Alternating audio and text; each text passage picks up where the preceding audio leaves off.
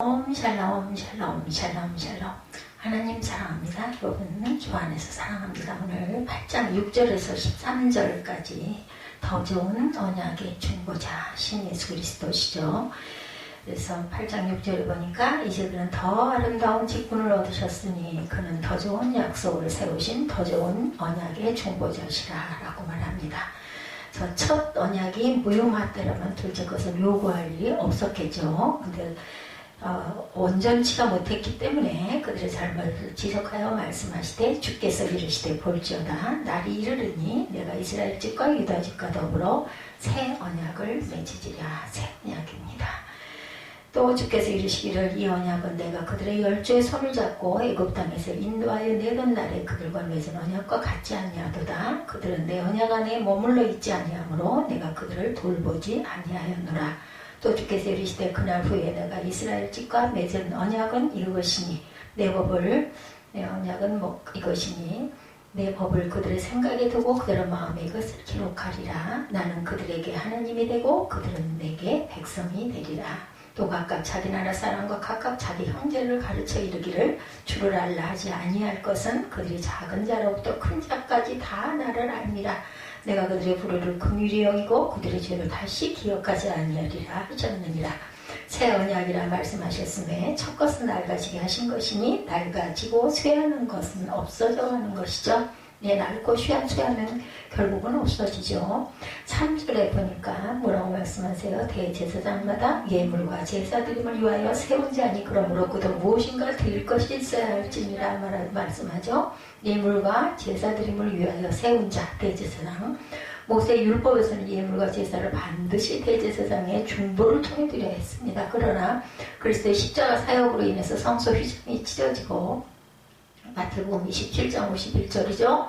그리스도께서 우리의 대제사장이 되어주심으로 인해 누구든지 그 피를 힘입어다 내 성소에 들어간다. 히브리서 10장 19절에서 20절입니다. 하나님께 예물과 제사를 드릴 수 있게 됐어요. 그죠? 누가복음 16장 16절에도 율법과 선지자는 요한의 때까지요 그 후부터는 하나님 나라의 복음이 전파되어 사람마다 그리로 침입하느니라 말씀합니다. 예물과 제사드림에 대해서 3절에 나타난 말씀 창세기 4장 4, 5절이죠. 아벨과 그의 제물, 가인과 그의 제물. 출애굽기 10장 9절에 남녀노소와 양과 소. 히브리서 17장 4절 아벨은 그 예물에 대하여 증언하였죠. 로마서 12장 1절에 너희 몸을 하나님이 기뻐하시는 거룩한 산 제물로 드리라 말씀하셨습니다. 내 언약에 안에 머물러 있지 아니하므로 9절이죠. 시편 95편 7절에서 11절입니다. 아까 제가 읽어드렸죠. 묵상할 때 그들은 마음이 미혹된 백성이라 내 길을 알지 못한다. 그들은 내 안식에 들어오지 못한다. 히브리서 3장 7절에서 11절에 그들이 항상 마음이 미혹되어 내 길을 알지 못하는도다. 그들은 내 안식에 들어오지 못하리라. 나는 그들에게 하나님이 되고 그들은 내게 백성이 된다 그러죠. 10절에 출애굽기 19장 5절에서 6절을 보면 너희가 내 말을 잘 듣고 내 언약을 지키면 내 소유가 되겠고 너희가 내게 되어 제사장 나라가 되며 거룩한 백성이 되리라 말씀하셨어요. 레위기 26장 1절에서 12절도 너희가 내 규례와 계명을 초행하면 나는 너희 중에 행하여 너희의 하나님이 되고 너희는 내 백성이 될 것이다. 레위기 말씀입니다. 에스겔 36장 27, 8절에도 내 율례를 행하게 하리니 너희가 내 규례를 지켜 행할지라 내 백성이 되고 나는 너희 하나님이 되리라. 예레미야 7장 23절에도 너희는 내 목소리를 들으라. 그리하면 나는 너희 하나님이 되겠고 너희는 내 백성이 되리라. 이렇게 말씀을 하셨어요. 하나님은 우리 하나님이시고 그리고 우리는 주님의 백성인 것이 맞습니다. 아까 시편 95편 6절에 우리가 무릎 꿇혀 경배하며 우리를 주신 야훼 앞에 무릎을 꿇자. 그는 우리 하나님이시오 우리는 그가 기르시는 백성이며 그의 손이 돌보시는 양이기 때문이라. 너희가 오늘 그의 음성을 듣거든 너희는 무리바에서와 같이 광야와 마사에서 지냈던 날과 같이 너희 마음을 완악하게 하지 말지어다. 그때 너희 조상들이 내가 행한 일을 보고서도 나를 시험하여 조사하였도다. 내가 40년 동안 그 세대로 말미암아 근심하여 이르기를 그들은 마음이 미혹된 백성이라 내 길을 알지 못하였다. 그러므로 내가 노하여 맹세하기를 그들 내 안식에 들어오지 못하리라 라고 말씀을 하셨습니다. 우리 8장의 새 언약의 대제사장이신 예수 그리스도에 관해서 계속해서 논종하죠. 즉 모세를 통해서 이스라엘 백성에게 주어졌던 옛 언약이 어떻게 해서 예수 그리스도로 인해 새 언약으로 변했는가에 대해서 설명하고 있습니다. 새 언약을 소개함으로 옛 언약의 나약함과 땅의 제사장의 직분이 십자가로 폐하여진 것을 입증하고 있죠. 히브리서 기자는 새 언약의 옛 언약보다 우월함을 몇 가지로 설명을 합니다. 대제사장 그리스도 1절이죠. 하늘의 대제사장 십자가 위에서 죽으신 예수 그리스도는 3일 만에 부활하셨습니다. 하나님께서 그리스도를 살리신 것은 그의 대속적 제사를 연락하셨다는 증거고 그를 이 세상에 보낸 목적이 완료되었다, 완수했다는 거죠. 완결입니다. 그리스도는 자기의 피로 영원한 속죄를 이루시고 단번에 하늘에 있는 성소로 들어가십니다. 승천하신 그리스도께서 계신 곳은 하늘에 있는 참 성소죠. 그는 성도들을 위하여 끊임없이 간구하고 계시며 앞으로 구원받을 성도들이 거할 영원한 집을 예비하고 지금도 우리를 위해서 하나님 보좌 우편에서 기도하고 계시죠. 영원한 제사를 드리신다. 히브리서 10장 12절입니다. 오직 그리스도는 죄를 위하여 한 영원한 제사를 드리고 하나님 우편에 앉으사 그 후에 자기 원수들을 자기 발등상이 되게 하기까지 기다리시나니 그가 거룩하게 된 자들을 한 번의 제사로 영원히 온전하게 하셨느니라. 참하늘로 들어가신 그리스도 히브리서 9장 24절입니다. 그리스도께서 참것의 그림자인 손으로 만든 성소에 들어가지 아니하시고 바로 그 하늘에 들어가사 이제 우리를 위하여 하나님 앞에 나타나셨다라고 말씀하죠. 그리스도께서 드린 제사 3절에 대제사장마다 예물과 제사 드림을 위하여 세운 자니 그러므로 그도 무엇인가 드릴 것이 있어야 된다고 얘기하죠. 멜기세덱의 반차를 쫓아 영원한 대제사장이 되신 예수 그리스도는 죄 없고 흠없는 완전한 제물로 당신 자신을 모든 인간들을 대신하여 하나님께 드리셨어요. 예수 그리스도는 십자가 위에서 당신 자신을 대속제물로 드리심으로 모든 인간들에게 구원의 길을 열어놓으셨죠. 단번에 영원히 완벽한 제사를 드리셨습니다. 예수께서 올라가신 하늘의 지성소는 영원한 곳이고 땅의 제사장들은 들어갈 수 없는 거룩한 곳. 예수의 승천은 그 안에 거하는 성도들에게 복이 있음을 입증하여 줍니다. 예수는 영원히 제사 직분을 행하시죠. 히브리서 7장 24절입니다. 예수는 영원히 계심으로 그 제사장 직분도 갈리지 아니하였느니라. 죄인에게서 떠나 계시고 하늘보다 높이 되셨다고 7장 26절에 말씀합니다. 이러한 대제사장은 우리에게 합당하니 거룩하고 악이 없고 더러움이 없고 죄인에게서 떠나 계시고 하늘보다 높이 되십니다. 이렇게 말씀하고 있습니다. 예수의 피, 하늘에 있는 것의 모형과 그림자인 율법의 제사가 완전한 것이었다면 다른 제사장, 즉 하늘의 제사장인 예수의 제사가 불필요했겠죠? 필요 없었어요. 온전했다면. 구약시대에 살았던 사람들은 성소에 나가기 위해서 때마다 짐승의 피를 가지고 갔지만 그것이 이들을 하늘의 성소로 들어가게 하지는 못했어요. 그러나 예수의 피는 우리를 하늘의 성소에 이르게 합니다. 따라서 누구든지 피를 힘 입기만 하면 거룩하신 하나님의 보좌 앞으로 나아가는 것이 가능하게 되었다. 성경은 우리 성도들을 가리켜 새로운 피조물 혹은 새 사람, 보라 이젠 새 것이 되었다라고 말씀하죠. 참 하늘의 그림자 9장 24절입니다. 제가 말씀드리는 건 어디라는 말씀을 안 드리면 무조건 히브리서입니다. 9장 24절. 그리스도께서는 참것의 그림자인 손으로 만든 성소에 들어가지 아니하시고 바로 그 하늘에 들어가사 이제 우리를 위하여 하나님 앞에 나타나셨다 말씀하죠. 새 언약의 중보 15절입니다. 9장 15절. 이로 말미암아 그는 새 언약의 중보자시니 이는 첫 언약 때에 범한 죄에서 성령하려고 주구사 부르심을 입은 자로 하여금 영원한 기업의 약속을 얻게 하십니다. 이렇게 말씀합니다. 우리 성도들을 가르쳐서 성경은 뭐라고요? 피조물 혹은 새 사람이라고 말씀하죠. 참 하늘의 그림자, 새 언약의 중보, 예수 그리스도시죠. 새 언약의 필요성 6절에 말씀하셔서 오늘 본문 그러나 이제 그는 더 아름다운 직분을 얻으셨으니 그는 더 좋은 약속으로 세우신 더 좋은 언약의 중보자시라 라고 말씀하고 있죠. 이스라엘 민족이 다른 민족과 다른 하나의 특징, 그들이 하나님과의 언약 관계에 있는 민족이다라는 거죠. 옛 언약인 율법 아래서는 인간이 결코 운명적으로 가지고 있는 죄의 문제를 해결할 수가 없었어요. 그죠? 때문에 하나님은 새 언약이 필요했습니다. 잘못된 것들을 그때그때 회개하고 속죄는 했지만 우리가 죄의 문제를 완전히 해결할 수가 없었어요. 하나님의 어린 양이신 그리스도를 이 세상에 보내주심으로 인하여 완전한 구원을 얻게 되죠. 이스라엘 백성에게 하신 언약 출애굽기 19장 5절입니다. 세계가 다 내게 속하였나니 너희가 내 말을 잘 듣고 내 언약을 지키면 너희는 모든 민족 중에서 내 소유가 되겠고 6절에 보면 너희가 내게 대하여 제사장 나라가 되며 거룩한 백성이 되리라. 너는 이 말을 이스라엘 자손에게 전해라. 출애굽기 19장 5, 6절이었습니다. 이스라엘과 유다 집에 새 언약을 세우는 날 예레미야 31장 31절입니다.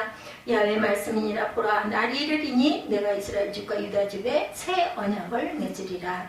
하나님께서 새 언약을 세우셨다고 오늘 본문 8절에 말씀합니다. 그들의 잘못을 지적하여 말씀하시되 주께서 이시되 볼지어다 날이 이르르니 내가 이스라엘 집과 유다 집과 더불어 새 언약을 맺으리라 말씀하죠. 하나님이 일찍 이스라엘을 택하여 당신의 백성을 삼으시고 위대한 구원의 언약을 맺으셨어요. 하나님은 인간의 구원을 지향하며 이를 실현하기 위하여 언약을 세우셨는데 이스라엘이 이스라엘 백성과 세우신 언약은 이스라엘이 하나님의 계명을 온전히 지키지 못함으로 인해 결국 파기되고 말죠. 그렇지만 하나님 인류의 구원을 포기하지 않으시고 새로운 언약을 세우셨다라고 말씀하고 있습니다.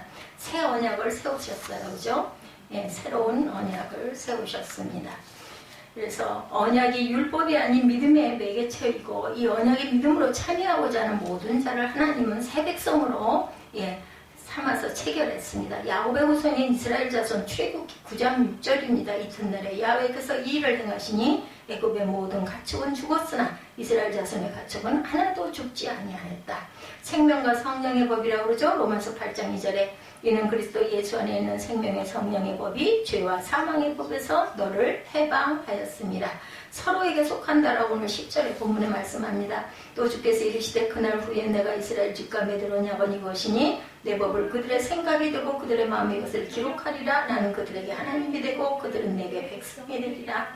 하나님이 세우신 새 언약은 예수 그리스도를 믿는 모든 자에게 주실 속죄와 영생의 약속이었는데 하나님이 율법을 매개로 이스라엘에게 주셨던 옛 언약은 그 대상이 이스라엘로 한정되었어요. 그러나 예수 그리스도로 말미암아 구원의 새 언약은 이 땅 모든 인종과 나라를 대상으로 선포. 누구에게나 그죠?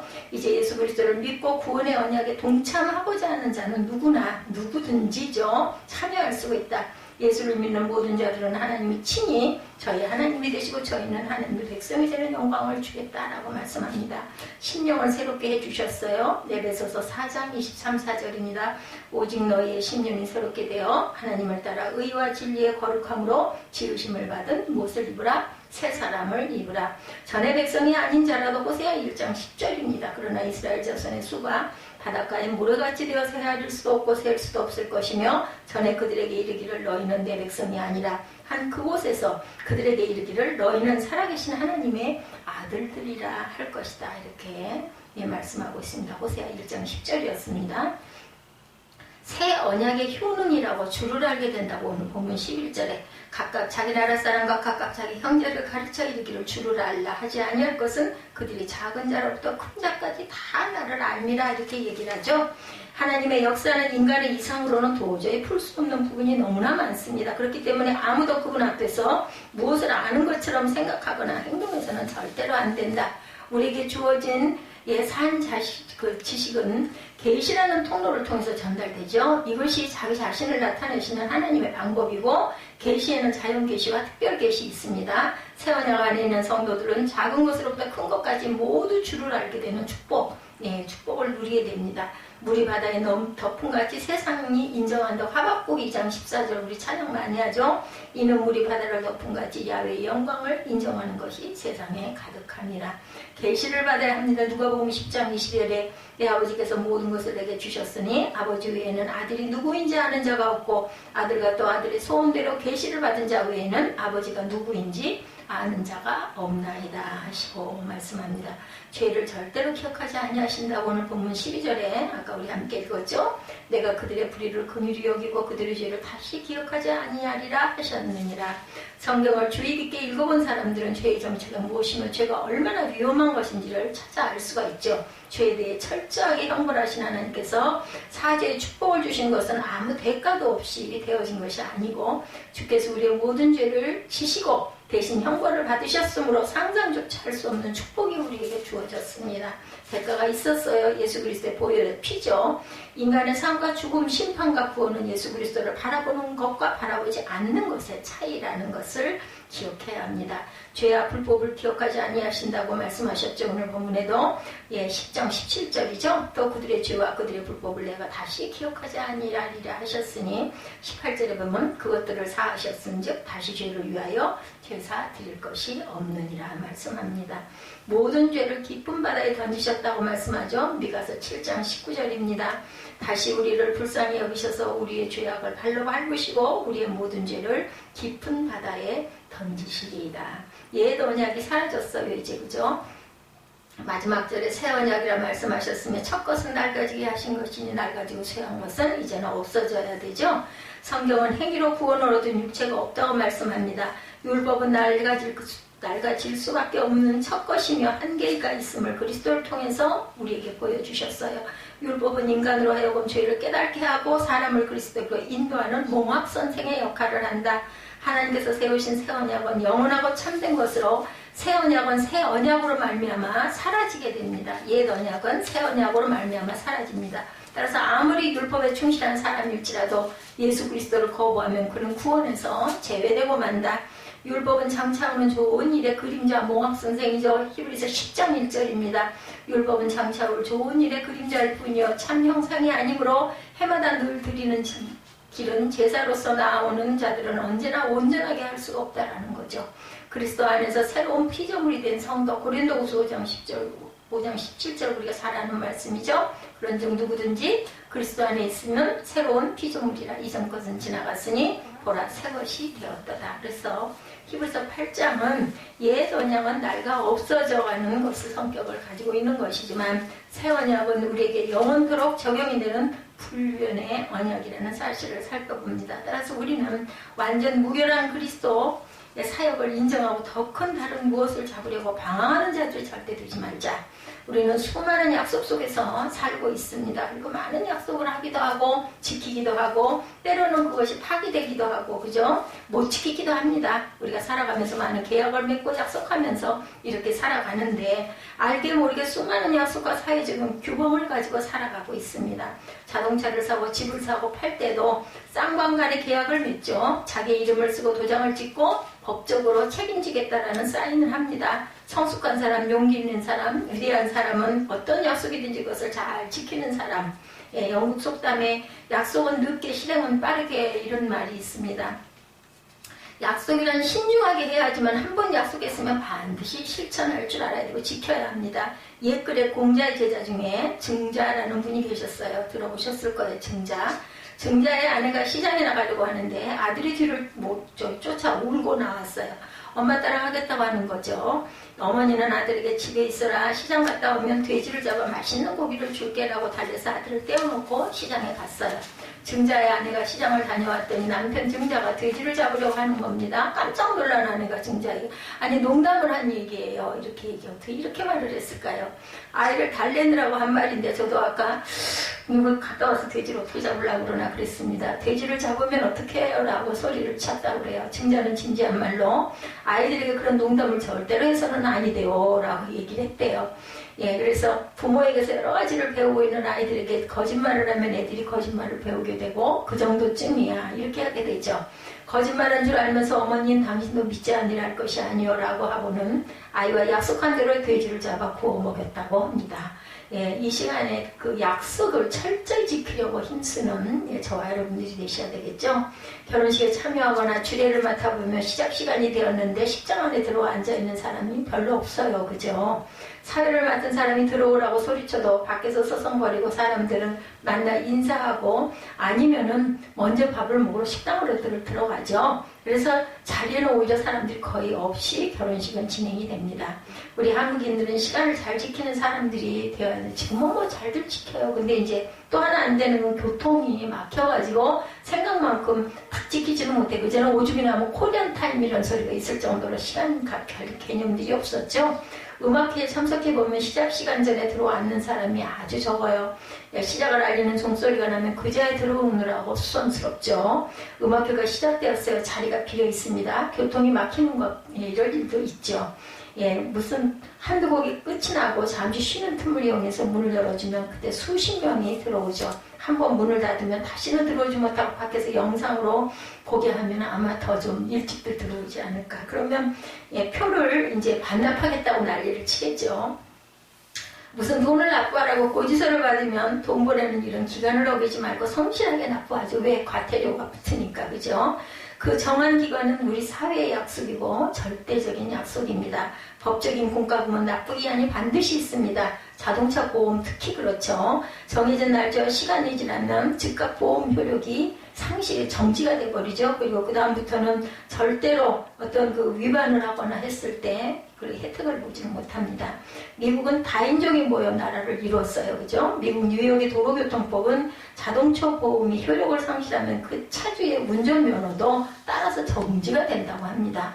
운전면허가 정지된 이유로 체포되는 사건이 세계 어느 인종보다 많은 곳이 한국인이라고 그러는데 미국 법원의 형사사건의 피의자로 경찰에 체포되어 오는 한인들의 사건 중에 많은 비중을 차지하고 있는 사건이 운전면허 정지 위반이고 그들의 대부분은 보험료를 제때 납부하지 않아서 면허가 정지된 사람. 우리나라에는 보험료 안 된다고 면허가 정지되지는 않잖아요. 근데 미국은 철저하게 면허까지 정지가 된다고 합니다. 그러니까 모르다가 그것 때문에 가가지고 그걸로 인해서 시비가 붙는 일이 많겠죠. 약속을 잘 지키고 준법 정신이 강한 민족이 되어야 되겠는데 조금 있다 내지 조금 늦으면 누가 뭐래나 이러한 말이 이제는 많이 사라졌어요. 제가 지금 생각할 때 요즘에는. 오늘은 새 언약에 대해서 우리 한번 짚어보고 갑니다. 더 좋은 언약, 새 언약의 중보자라는 제목으로 우리 함께 은혜를 나누는데 성경에 언약, 계약, 약속 이런 말은 거의 같은 뜻을 가지고 있죠. 사람과 사람 사이에 속한 관계는 약속이라는 말로 사용하고 하나님과 인간 사이에 속한 계약을 말할 때는 언약, 계약이라는 말로 사용하고 있습니다. 사람과 사람 사이에는 계약, 약속, 그죠? 하나님과의 관계에서는 언약이라고 얘기하죠. 우리가 성경을 구약과 신약이라고 얘기합니다. 구신약이라고 해야 하는데 신구약이라고 말하죠. 그게 더 발음이 빨리 되죠. 신구약. 구신약 좀 이상하죠. 신구약 성경 이렇게 얘기하게 되죠. 구신약이라는 발음이 좋지 않기 때문에 신구약이라고 하는데 구약과 신약이라고 할 때 약이라는 말은 약속의 그 단적이 짧은 줄임말이죠. 언약을 의미합니다. 구약은 옛 언약, 신약은 새 언약 이렇게 말을 해야 되겠죠. 고대 셈족의 사회는 엄숙한 구속력을 가지는 언약의 개념이 있었다 그래요. 구약은 옛 언약, 신약은 새 언약. 셈족들은 구속력을 가진 언약의 개념이 있었는데 그들이 상호간에 맺은 언약은 엄숙한 구속력을 가지고 있었고 그들이 말하는 것은 하나님이 들으신다라고 생각하고 말에 신용이 없으면 그는 사람이 아니다 이렇게 여겼다고 합니다. 오죽이나 하면 이스라엘 사람들 하나님의 만물을 창조하실 때 말씀으로 창조하셨다고 믿으면서 말에는 힘이 있고 책임이 따르고 구속력이 있고 반드시 지키고 행해야 한다라고 믿었다고 해요. 바람이 오고도 그 바람 방향을 가서 돌리세요. 고대 셈족 사회에서는 큰 책임을 동반하는 언약은 혈맹의 언약이라고 했다고 그래요. 상대방의 피를 마심으로 형제가 되고 한 민족이 되었다. 뭐 이런 누구죠? 그거 피의 언약이라고 해가지고. 제가 지금 단어가 얼른 생각이 안 나는 그 이단이죠. 피끼리 이렇게 막 접촉을 해서 문질러 가지고 이제 한 형제가 됐다. 그리스도교인가요? 그거 있잖아요. 왜? 여호와의 증인. 그 사람들은 그렇게 피의 언약을 맺는다고 그래요. 그리고 그 사람들은 그래서 군대에 가가지고도 전쟁 같은 데나 이런 데는 안 나가고 또 군대도 안 간다고 그러죠. 그런 피 흘림이나 이런 것들이 있어서는 안 되기 때문에 언약을 맺는 당사자가 서로 협력하며 교제하는 정도가 아니라 둘이 아니라 하나가 되는 그런 깊은 구속력이 있다고 그래요. 히브리인들이 사용하는 언약이라는 말은 베리트라고 합니다. 자른다, 가른다라는 뜻을 갖고 있다고 합니다. 예, 언약을 준비하는 의식을 거행하는데 그 자리에 짐승을 잡아서 두세 조각으로 나누어 한 조각씩 가지고 가고 그 중에 한 조각을 음식과 함께 구워서 먹었다고 그래요. 짐승을 잡아 쪼개고 나누는 것, 자르고 가른다는 말이 언약이라는 말이 되었다고 그래요. 짐승을 쪼개고 나누죠. 구약에는 예, 그 제단 드릴 때 짐승을 자르고 가르면 죽죠. 계약의 당사자 중에 하나가 계약을 어기고 파기할 때는 어떠한 죽음도 받아들여야 한다. 예, 그런 심각한 뜻을 가지고 있다고 그래요. 쪼개고 나눈 것은, 가운데를 쪼개는 것은. 히브리인들은 이렇게 생명을 걸고 죽음을 각오하고 혈맹 관계로 들어갑니다. 혈맹 관계. 고대 문서에 나오는 계약 과정을 보면 계약을 맺을 때는 양이나 소를 세 부분으로 나눈다고 그래요. 그 중에 일부는 한 부분은 태우고 일부는 서로 나누어 가졌다고 합니다. 만일에 계약을 위반한다면 이렇게 짐승이 죽는 것처럼 죽일 수 있다는 강력한 메시지를 담고 있는 계약이었다고 합니다. 하나님은 이스라엘 민족과 계약을 맺으셨는데 이것이 시내산 계약이었죠. 예, 언약이라고 하죠. 모세는 아론과 아론의 두 아들 나답과 아비후와 이스라엘 장로 70명과 함께 시내산으로 올라가 야훼께 나아갑니다. 모세는 하나님 앞에 가까이 나가고 나머지 사람들은 멀리서 경배했죠. 모세는 하나님으로부터 말씀을 들으며 백성들에게 나서 그 말씀을 전달하고 했어요. 모세는 십계명과 그 외 일반법에 대한 상세한 말씀을 듣고 십계명의 돌판도 받죠. 모세는 언약 체결 의식을 거행합니다. 출애굽기 24장 1절에서 8절에 보면 모세는 이른 아침에 일어나 하나님의 모든 말씀을 기록하고 이른 아침에 산 아래에 제단을 쌓고 12지파를 나타내기 위해 12개 기둥을 세웠죠. 모세는 청년들로 하여금 소를 잡아서 번제와 화목제를 드리게 합니다. 모세는 소의 피를 여러 양품에 담아가지고 절반은 제단에 부어드리고 언약을 가져다 하나님의 말씀을 낭독하여 듣게 하고 백성들이 야훼의 모든 말씀을 우리가 준행하리다 라고 서약을 했다고 그래요. 그 제단을 드릴 때 모세는 그 피를 가지고 백성들에게 뿌리며 선포합니다. 이는 야훼께서 이 모든 말씀에 대하여 너희와 세운 언약의 피니라 라고 외쳤다고 합니다. 언약 체결식을 마치면서 모세는 아론과 나답과 아비후와 이스라엘 장로들 70인을 데리고 시내산에 올라가 이스라엘 하나님을 보니 그의 발 아래는 천국으로 편듯하고 하늘같이 천명했다. 하나님 이스라엘 자손들을 종교한 자들에게 손을 대지 아니하셨고 그들은 하나님을 뵙고 먹고 마셨다. 이것을 언약 체결 의식을 마친다 그러죠. 구약 시내산 언약은 피로 맺은 언약이다. 그렇기 때문에 이렇게들 얘기를 했다고 합니다. 제단은 이렇게 하나님을 상징하고 피의 언약들을 이렇게 항상 맺고 하나님은 이스라엘과 언약을 맺으면서 계약의 보증으로 율법 10계명을 주셨죠. 10계명을 주신 하나님은 이스라엘의 애굽 땅 종되었던 집에서 인도하여 내신 하나님이시고 10계명의 제1계명 우리가 제일 잘 아는 말씀이죠. 너는 나 외에 다른 신들을 두지 말라. 출애굽기 20장 3절이죠. 이것이 10계명의 첫 단추입니다. 이스라엘은 이 첫 단추를 잘 꿰어야 했죠. 하나님이 가장 싫어하는 것은 능력 있는 신이 아니고 피조물에 불과한 것을 하나님 옆에 갖다 놓고 그것이 신이라고 하나님과 비교하는 것. 그래서 나 외에 다른 신을 두지 말라. 오죽이나 하면 1계명이겠어요. 가장 큰, 가장 중심, 이걸 어겨가지고 아주 그 여러 가지 그 전쟁과 싸움과 재앙 하나님께서 적국에가 막 붙여주시고 이게 모두 다 보면 우상 숭배입니다. 우주 만물을 창조하신 하나님이 누구와 비교되는 것은 있을 수가 없는 일이죠. 하나님이 진노하시는 것은 하나님 외에 다른 신들을 우리에게 두는 거예요. 지금은 뭐 어디 가서 뭐 절하고 이러진 않더라도 우리가 너무 좋아하는 거, 너무 사랑하는 거, 하나님보다 더 열정을 부리는 거, 이건 다 우상입니다. 하나님은 우상을 만들지 말고 우상하게 절하지 말라. 절한다라는 게 꼭 머리를 숙여 절하는 것뿐만이 아니라 거기에 그냥 우리 온 마음을 다 쏟는 것, 그거 절하는 거죠. 선지자 에레미야는 하나님이 이스라엘을 선택하고 이스라엘이 하나님이 되시겠다고 하신 것은 마치 하나님이 이스라엘과 결혼한 것 같다라고 말씀하셨어요. 하나님과 이스라엘의 관계를, 부부관계를 가지고 설명하는데 하나님은 한 여자의 남편과 같이 언약을 지키고 최선을 다하여 이스라엘을 보살피고 있는데 이스라엘은 정결한 아내로서 언약을 깨뜨리죠. 하나님이 제일 싫어하는 우상을 숭배합니다. 이 우상 숭배는 하나님 앞에 간음하는 죄악이 되죠. 그래서 첫 언약은 파기가 됩니다. 오늘 본문 말씀은 새 언약에 대해서 말씀하죠. 히브리서 기자는 구약 예레미야 선지자가 예언하신 말씀을 인용하면서 해석하죠. 예레미야는 하나님의 말씀을 받았어요. 그래서 여호와의 말씀이니라. 보라, 날이 이르기니 내가 이스라엘 집과 유다 집에 새 언약을 맺으리라. 예레미야 31장 31절입니다. 새 언약이라고 말씀하셨어요. 이제 하나님은 에레미야 선지자를 통하여 새 언약을 맺을 것을 예언하신 거죠. 본문 6절에도 그러나 이제 그런 더 아름다운 직분을 얻으셨으니 그런 더 좋은 약속을 세우신 더 좋은 언약의 중보자시라. 새 언약이라는 뜻이죠. 그는 우리의 구주 예수님이십니다. 예수님은 참으로 아름다운 직분을 얻으셨는데 그는 더 좋은 약속을 세우신 더 좋은 언약의 중보자이시다. 예수님은 모세가 받은 직분보다 더 아름다운 직분을 받으셨죠. 그것은 더 좋은 언약의 중보자, 하나님 전에 들어가시는 대제사장의 직분, 영원히 변치 않는 한 분뿐인 완벽한 온전한 중보자이십니다. 첫 언약이라는 것은 구약이고 신의 산 언약이죠. 그 언약보다 새 언약은 더 좋은 언약이고 첫 언약이 무흠했더라면 두 번째 언약이 있을 필요가 없다 이렇게 말씀하죠. 첫 번째 언약도 참으로 좋은 언약이었는데 사람들이 그것을 지키지 못하고 율법이란 사람을 속박하는 것으로 알아버립니다.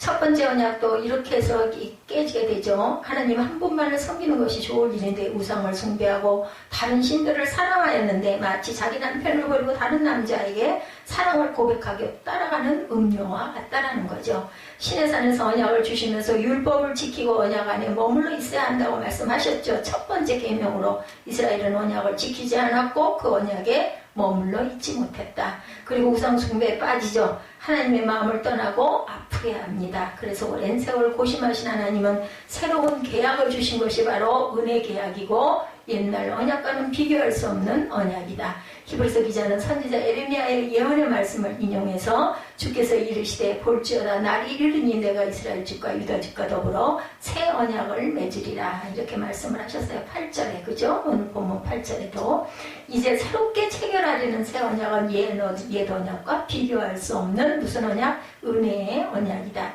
새 언약을 맺으리라는 말씀은 새 언약을 세우겠다라는 말씀이죠. 모세의 율법은 옛 것은 폐하여 없어진다는 거죠. 그리고 하나 더 맺으리라는 말은 이룩하다, 성취한다는 뜻이 있어서 옛 언약을 뭐한다? 완성한다, 완전케 한다. 율법을 폐하려는 것이 아니라 인자가 온 것은 율법을 완성하려 옵니다 라고 말씀하시죠. 마태복음 5장 17절에 내가 율법이나 선지자를 폐하러 온 줄로 생각하지 말라. 폐하러 온 것이 아니요 완전하게 하려 함이라 말씀합니다. 새 언약은 예수님의 보혈의 피로 세우는 언약이죠. 우리에게 있어 새 언약은 정말로 하나님의 은혜입니다. 우리는 옛 언약을 가지고 구원받을 길이 없었고 옛 언약에는 참여할 수가 없었어요. 옛날 언약에는 십계명의 말씀을 돌비에 새겨주셨지만 이제는 우리 마음판에 새기게 하시죠. 마음판에 기록하신 말씀은 잊어버리지 않게 하신다는 뜻입니다. 인격적인 변화를 주신다고 그러죠. 하나님은 우리를 구원하신다는 말씀, 우리를 사랑하신다는 말씀 우리 마음에 새겨주셔서 이제 보라 이제는 새 것이 되었도다. 우리 안에 구원해 주신 보증으로 성령을 보내주셔서 우리를 성전 삼고 항상 거하시고 항상 뭐하겠다? 임마누엘 하겠다 말씀하십니다. 이제는 전 세계 모든 사람이 하나님을 아버지로 고백하게 합니다. 하나님이 우리 하나님이 되시고 우리는 하나님의 백성이 된다. 오늘 보면 11절이죠. 또 각각 자기 나라 사람과 다른 각각 자기 형제를 가르쳐 이르기를 주를 알라 하지 아니할 것은 그들이 작은 자로부터 큰 자까지 다 나를 알 것이다 라고 말씀합니다. 11절이죠. 각각 자기 나라 사람과 자기 형제를 가르쳐 이르기를 주를 알라 하지 아니할 것은 그들이 작은 자로부터 큰 자까지 다 나를 안다. 하나님의 깊은 말씀을 다 해석할 수는 없지만 이제는 우리 주님 안에서 하나님과 교제함으로 하나님을 경험하며 알게 된다. 하나님을 무서운 심판주로 아는 것이 아니라 우리를 구원하시는 아버지 하나님으로 깊은 교제가 이루어질 것을 말씀하죠. 우리 주님은 당신이 죽으심으로 이루실 새 언약을 말씀하십니다. 누가복음 22장 19절에서 20절에 성만찬을 제정해 주시면서 또 떡을 가져 감사기도 하시고 떼어 그들에게 주시며 이르시되 이것은 너희를 위하여 주는 내 몸이라 너희가 이를 행하여 나를 기념하라 하시고 저녁 먹은 후에 잔도 그와 같이 하여 이르시되 이제는 내 피로 세운 새 언약이니 곧 너희를 위하여 붓는 것이다 이렇게 말씀합니다. 누가복음 22장 19절에서 20절 기억하시기 바랍니다. 예수님이 피 흘려 돌아가시고 십자가를 지심으로 우리는 주님을 영접해서 하나님의 자녀가 되고 우리의 더럽고 추한 모든 죄를 용서받죠. 우리는 주님 안에 새로운 언약에 이제 들어가게 되었습니다. 예수님이 흘리신 보혈은 새 언약을 보증하는 흘리시는 피. 고린도전서 11장 25절이죠. 직후에 또한 그와 같이 잔을 가지시고 이르시되 이제는 내 피로 세운 새 언약이니 이것을 행하여 마실 때마다 나를 기념하라 하시죠. 하나님은 약속하여 주셨어요. 12절이죠. 내가 그들의 불의를 긍휼히 여기고 그들의 죄를 어떻게 다시 기억하지 아니하리라.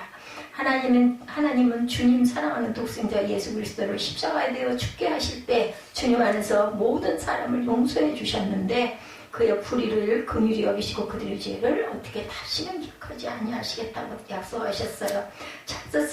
찰스 스펄전 목사님은 언약의 개념을 이해하지 못하는 사람은 석사학위를 주지 말라 이렇게 얘기를 했다고 합니다. 언약에 대한 말씀은 성숙한 사람, 말씀을 깊이 연구하고 깨닫는 사람에게 주시는 말씀인데 하나님이 구원하시는 은혜가 예수님에게 나타나죠. 예수님은 더 좋은 언약의 중보자가 되어주셨어요. 예수님은 하나님에게 있어 그의 독생의 아들이죠. 우리에게 우리의 대표고 사랑하시는 주님은 우리를 대신하여 돌아간 분. 고린도전서 15장 22절 아담 안에서 모든 사람이 죽은 것 같이 그리스도 안에서 모든 사람이 삶을 얻으리라고 약속하셨습니다. 우리는 예수 그리스도 안에서 죽었고 예수 그리스도 안에서 새 사람이 됐어요. 새 삶을 얻었죠. 그리고 예수님을 모시고 하나님은 우리의 하나님 아버지가 되시고 우리의 죄는 때로 기억하지 아니하시겠다. 이사야 43장 25절입니다. 곧 나는 나를 위하여 내 허물을 도말하는 자니 내 죄를 기억하지 아니하리라. 같은 말씀이죠. 도말한다는 것은 씻어내다, 닦아내다, 없애버리다, 지워 없앤다라는 뜻을 갖고 있습니다. 우리의 모든 죄를 목록을 씻어버리고 닦아내고 지워 없애버려서 기억도 안 하시겠다고 주인하면 예수님의 피로 우리의 죄를 씻어버리셨다. 시편 103편 12절입니다. 동인서에서 먼 것까지 우리의 죄가를 우리에게서 멀리 옮기셨으며 라고 말씀하죠. 동과 서는 영원히 만나지 못해요. 그죠? 동서는 평임입니다. 이사야 38장 17절에 주께서 내 영혼을 사랑하사 멸망의 구덩이에서 건지셨고 내 모든 죄를 주의 등 뒤에 던지셨다라고 말씀합니다. 하나님은 등 뒤로 우리의 죄를 던져버리시고 다시는 뒤돌아보지 아니하신다. 미가서 7장 19절에도 다시 우리를 불쌍히 여기셔서 우리의 죄악을 발로 밟으시고 우리의 모든 죄를 깊은 바다에 던지시리이다. 하나님은 우리의 죄를 발로 밟으시고 우리의 모든 죄는 깊은 바다에 던지셨어요. 깊은 1만 미터나 되는 해변에 던져버리시고 다시는 떠오르지게 못하게 하셨다. 본문 8장 12절에 내가 그들의 불의를 긍휼히 여기고 그들의 죄를 다시 기억하지 아니하리라. 이 말씀과 같은 말씀들이죠. 예전에 지은 죄 때문에 절대로 고민하지 말라는 거죠. 하나님 앞에 회개하고 다 잊어버리고 하나님도 기억하지 않겠다고 하셨으니 왜 우리가 죄의 안개 죄책감에 사로잡혀 앞을 향하여 나아가지 못하느냐. 나아가되 저는 그렇게 생각합니다. 잘못된 부분들을 기억은 해야 된다 생각해요. 왜냐하면 다시는 그런 죄를 반복하지 않아야 되기 때문에 내가 그런 죄를 졌었지 이제는 앞으로는 절대로 하지 말아야지. 이거는 우리에게 항상 기억나게 하는 부분이어야 한다고 생각합니다. 죄책감을 가질 건 없지만 반복은 해서는 안 되겠죠. 하나님도 기억하지 않겠다 하셨기 때문에 죄의식에 사로잡혀서 전전긍긍하는 사람은 좋은 자동차를 타고 가는데 사이드 브레이크를 채우고 왜 차가 나가지 않느냐고 말하는 사람과 같습니다.